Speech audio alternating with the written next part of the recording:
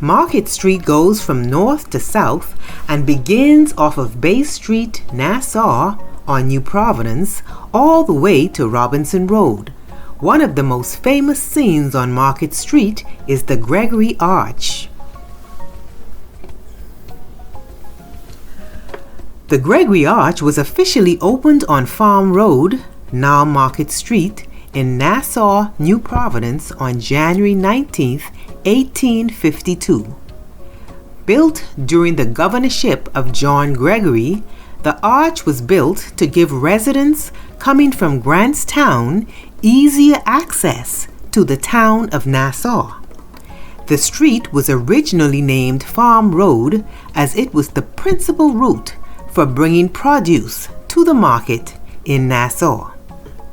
Written by Ruth M. L. Bowe, assisted by Patrice Williams, and entitled Grantstown and the Historical Development of Over the Hill, the article reads, in 1845, the House of Assembly voted monies for a road from Market Street to Nassau, as roads as such were considered a necessity. This road was not constructed, however, until in 1849 the civil engineers reported that serious repairs had to be done, especially to the slips and roads to the south of the town. Again, Market Street was in dire need of surfacing, drainage, and an access route to the city. In order to make a connection with Grantstown, it was ordered that the unsightly quarry at the head of Market Street be cut through at a cost of £270. Mr. John Minns was contracted to remove the eyesore and excavate the proposed tunnel with 2 arches, which subsequently became known as Gregory's Arch, named for the then governor, Sir John Gregory. With the same stroke of luck, both the public market and the ice house were improved. Further, the roads, or rather the lanes, of Bainstown and Grantstown were more than always in a state of disrepair, and in 1852, Governor Gregory ordered all roads overgrown with weeds should be cleared so as not to impede the visits of medics whose task during the cholera epidemic was almost unbearable. Roads served as a public means of travel, of passage, and as boundaries which linked the population. Roads, too, by their very name, had a history all their own, for they bore the names and legends of their principal residents or patrons. Originally lanes, the roads in Grantstown crisscrossed each other, and these mere footpaths came to bear the names of their more outstanding residents or memory of some exciting event that happened there. There were names in Grantstown, such as Vesey Street, obviously named for William Vesey Munnings, a leading member of the Executive Council, and also a lot owner in Grantstown. Chapel Street, because the Wesleyan Chapel was on its corner, and Panzer Corner, where the Panzer family lived. Lanes that were originally numbered had names such as Lane 1, Home Trouble Avenue, which was renamed Taylor Street, or Lee's Street, for Honorable John Campbell Lee's governor. Lane 2, Cutter Ross Corner, William and James Ross had grants of land on that street. And Lane 3, Dan Marshall's Corner, Lily of the Valley, or Red Lion Bar Corners. In Baintown, 3P's Corner, or 3P's Corner, Rupert Dean's Lane, named for Rupert Dean, West Street because it was the westernmost extremity, Blake Street for Governor Blake, Dumping Ground Road because at its southern end was a public dumping ground, and Augusta Street or Farrington's Church Corner were characteristic streets. The main street in Bainstown was Meadow Street, named for the Honorable John Meadows, a wealthy merchant who owned land in the Southern District. There was also Meeting Street on the north, named for the Baptist Meeting Chapel. The development of Grantstown was subject to severe economic trends and differed markedly from that of the city, Nassau. During the later 1840s, the Bahamas government was in dire financial straits, and as a result, many proposed projects for the general improvement of the country were delayed. Added to the latter frustration was the distressing famine of 1844 to 1845, the visitation of the smallpox and yellow fever, the hurricane of 1846, which destroyed even more property than was officially reported, and the cholera epidemic of 1849. However, in the midst of this, an effort was made to erect a church in Grantstown, later called St. Agnes, and a school. The market in the Eastern District was removed to Grantstown because they never killed beef and very seldom mutton. The 1850s began with a fearful tornado. The Southern District of New Providence was first and most likely hit, as many frail houses of the poor fell. 50 in all, as well as 6 persons, including the sexton at the Grantstown Chapel, St. Agnes, met untimely deaths. In the face of such tragedy and destruction, the Bahama legislature appointed a tornado relief committee chaired by Mr. Fred Downcombe, M.D., to settle damage claims. The imminent threats of yellow fever and cholera were the driving forces behind settlement improvements in New Providence, especially in Grantstown.